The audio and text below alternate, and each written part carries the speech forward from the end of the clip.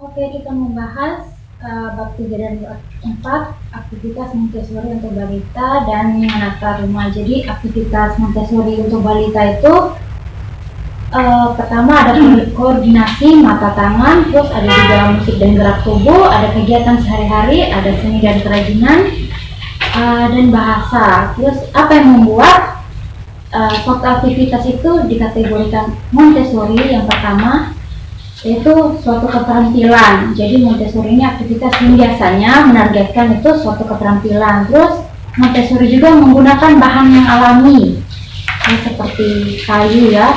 Terus Montessori ini terdiri dari awal, tengah, dan akhir yang sering dijelaskan Kak Cindy. Kayak pertama kita mengenal, memberitahu anak untuk mengenal alat, dari situ meminta anak untuk menunjuk dan menjelaskan. Terus aktivitas Montessori juga ini komplit ya, harus komplit. Jadi seperti misalnya puzzle. Ketika puzzle itu hilang satu, maka anak akan menjadi menyingkir seluruh aktivitas itu. Jadi mereka tidak akan mau bermain lagi karena aktivitas Montessori itu tidak komplit ya. Contohnya seperti bermain puzzle itu. Terus aktivitas sering diatur dalam mapan atau panjang. Jadi kita tahu kalau misalnya nampan, kalau menuang biasanya kita menggunakan nampan. Jadi aktivitas Montessori itu ada aturannya, seperti menuang itu harus ada di nampan.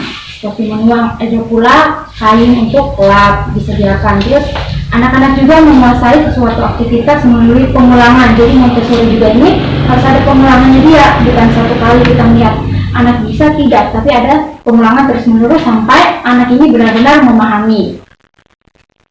Terus mereka juga mungkin berfokus hanya mengulangi salah satu bagian aktivitas. Jadi biasa anak-anak itu misalnya mereka menyukai puzzle, mereka akan mengulangi puzzle ulang-ulang. Biasanya kalau kita lihat kan bosan, atau misalnya menggantikan aktivitas yang lain, atau kita main yang lain yuk. Tapi sebenarnya anak-anak ini kenapa dia mengulangi suatu aktivitas? Karena mereka ingin menguasai aktivitas tersebut. Terus orang anak juga mempunyai kebebasan untuk memilih suatu aktivitas. Jadi kadang mereka selalu bilang anak-anak ingin main pasir, terus mereka misalnya aku ingin mewarnai, mereka memberikan pendapat seperti itu. Terus bagaimana menunjukkan aktivitas kepada anak? Yang pertama tadi kita memberi contoh, misalnya membuka kancing. Jadi kita memberi contoh secara perlahan. Oh, membuka kancing itu tekniknya bagaimana, menutup kancing itu tekniknya bagaimana. Terus hindari bicara kita atau banyak bicara saat kita mempraktekkan, supaya anak fokus. Ketika misalnya kita banyak bicara, anaknya bingung yang mana yang harus dilihat, entah muka kita atau yang kita mau praktekkan. Terus kita menunjukkan cara yang sama kepada anak, misalnya menuang air, misalnya contoh pegangnya harus begini, tangannya di pantat. Ini kita harus mengulangi cara yang sama, supaya kalau misalnya kita anaknya bingung seperti itu. Terus membiarkan anak tetap mencoba sendiri sampai mereka menguasai tugasnya. Jadi ketika kita sudah mengajari, memberitahu, anak akan kita biarkan untuk mencoba sendiri menguasai seperti tadi contoh menuang air. Terus prinsip umum untuk diingat, biarkan anak yang memimpin. Jadi biar mereka memilih aktivitas yang sedang ingin mereka kuasai. Seperti itu. Terus biarlah mereka mengerjakan aktivitas selama mereka mau. Jadi misalnya mereka suka menuang air, biarkan mereka menguasai. Atau mereka tidak mau aktivitas yang lain, mereka hanya suka menuang air, itu artinya mereka ingin menguasai ya tadi menuang air, cara pegang yang betul, cara menuang agar tidak tumpah, seperti itu. Terus hindari mengetes anak. Biasa buku ini menjelaskan hindari mengetes anak dalam arti misalnya kita bertanya kepada anak, warna apa ini? Misalnya warna biru, mejanya warna biru. Padahal anak belum memahami betul-betul kalau ini warna biru. Kadang kita suka mengetes anak sehingga anak menjadi tidak percaya diri. Biasanya itu dimulai dari umur 3 tahun. Jadi untuk mengetes anak, kita harus tahu anak itu 100% dia mengerti tidak ini warnanya biru. Dia tahu tidak, kalau kita yakin 100% dia tahu kalau meja ini warna biru, baru kita tes sama dia ini warna apa. Dia akan dengan senang dan antusias, dia akan bilang ini warna biru. Itu sebenarnya untuk membangkitkan kepercayaan diri anak.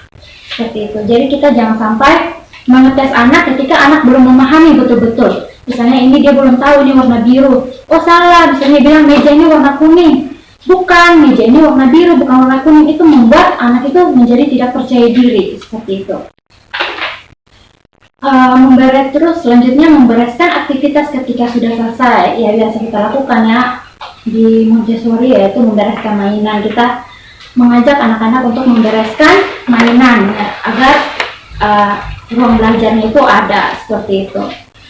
Terus teladan, jadi anak-anak itu mengamati kita orang-orang di sekitar mereka, sehingga dia tuh kita membutuhkan teladan. Jadi kita melihat misalnya kita membereskan mainan, mereka akan mengamati, oh membereskan mainan, atau tidak kita mengajak mereka membereskan mainan, dan nanti dengan sendirinya mereka akan membereskan mainan mereka sendiri, seperti itu. Terus memperbolehkan mereka menggunakan setiap material, tetapi hentikan ketika digunakan tidak dengan sepantasnya. Contohnya misalnya gelas kaca mereka pukul pakai stick drum, itu tidak sepantasnya, seperti itu. Jadi kita harus menjelaskan bahwa menunjukkan gelas ini dipakai untuk minum, sedangkan stick drumnya itu digunakan untuk memukul drum, seperti itu.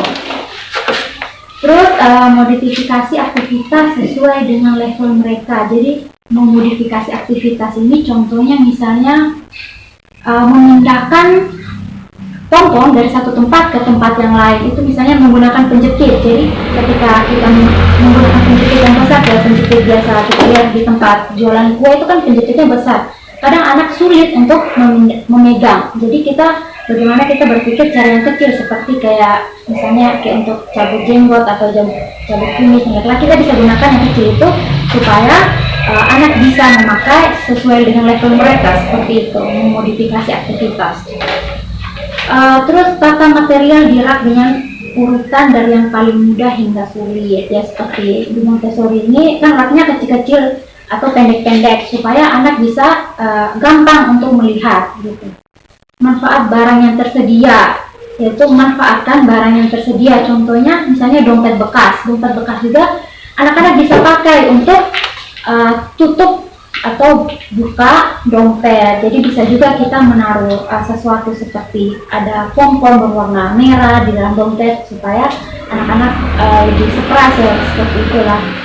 Terus hati-hati dengan bagian yang kecil, objek yang tajam, contohnya itu seperti gunting atau pisau. Ya, jadi seperti ini harus selalu kita awasi ketika menggunakan gunting atau pisau, memastikan mereka menggunakan benda-benda itu dengan cara yang aman. Jadi kita tidak boleh ketika mereka memegang gunting atau pisau kita jangan panik, tapi kita tetap mengawasi mereka, seperti itu. Terus bagaimana menyiapkan suatu aktivitas, yaitu pajang di rak. Ya seperti di Montessori itu di rak, jadi dipajang, jadi anak-anak bisa melihat, pandangan mereka bisa melihat, jadi mereka tidak susah melihat. Kalau misalnya rak terlalu tinggi kan mereka setengah mati juga kan. Terus buatlah aktivitas itu tampak menarik.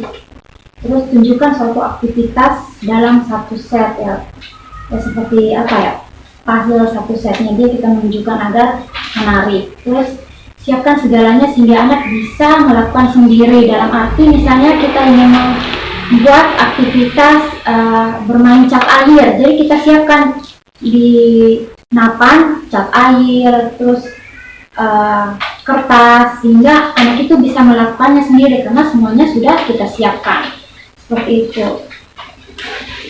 Terus bagaimana menyiapkan suatu aktivitas, ya tadi kita sudah tahu seperti menuangkan air, apa yang disiapkan kita tahu kan.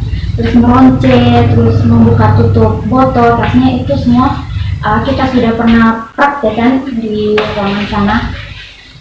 Terus cara bekerja dengan material bahasa, memberi 3 periode pembelajaran. Periode 1 menamai objek, contohnya misalnya kita menyebutkan nama objek. Contohnya misalnya kita ingin mengajar hewan, yaitu jerapah, jadi kita deskripsi, jadi jerapah itu ciri-cirinya lehernya panjang, itu contoh dari menamai objek. Terus memainkan permainan yang kedua, periode kedua itu memainkan permainan seperti mencocok-cocokkan gambar, contohnya misalnya jerapah dan jerapah, babi dan babi, kuda dan kuda. Setelah itu periode ketiga kita mengetes anak, ketika kita sudah yakin bahwa mereka betul-betul memahami, kita boleh mengetes ini apa, seperti itu, dan mereka akan menjawab dengan sangat puas dan dengan diri mereka sendiri ketika mereka menyebutkan nama objeknya. Jadi itu akan membuat mereka tuh lebih percaya diri. Terus masuk di menata rumah. Jadi menata rumah ini seperti yang kemarin dijelaskan Ramli juga tentang ukuran anak-anak. Terus menata rumah, jadi seperti yang kemarin disampaikan Ramli juga tentang ukuran anak-anak seperti meja, kursi, itu ukuran anak-anak serta keindahan ruangan seperti lukisan. Kita boleh taruh lukisan itu rendah supaya anak-anak juga bisa menikmati, atau kacanya kita taruh rendah supaya anak-anak juga bisa melihat seperti itu. Menata ruangan sesuai tinggi badan anak-anak. Terus untuk kemandirian anak-anak, kita bisa menyediakan misalnya meja yang pendek, terus menyediakan gelas, sendok, piring itu harus yang asli seperti itu. Jadi ketika mereka tahu gelas ini pecah, mereka tahu, jadi mereka bisa pegang dengan hati-hati. Jadi gelasnya mudah pecah, kita menjelaskan gelas ini mudah pecah, jangan kita bilang awas nanti pecah, itu anak-anak sulit gitu. Tapi kita menjelaskan gelas ini mudah pecah agar anak itu lebih berhati-hati. Terus tempat semuanya itu dan semuanya pada tempatnya. Jadi kita memberi ruang kepada anak-anak. Seperti tempat tidur juga, tempat tidur misalnya jangan terlalu tinggi, minimal bisa dijangkau anak lah, dia bisa turun sendiri, bisa naik sendiri. Begitu juga dengan di kamar mandi, mereka bisa menjangkau sendiri sabun, sikat gigi, mereka bisa mengambil handuk. Begitu juga dengan lemari minimal jangan tinggi, bisa dijangkau anak-anak sehingga mereka bisa memilih sendiri mereka mau pakai pakaian apa hari ini, besok mereka mau memakai pakaian apa. Begitu juga dengan rak sepatu. Seperti itu tentang bagaimana menata rumah. Oke, sekian dan terima kasih.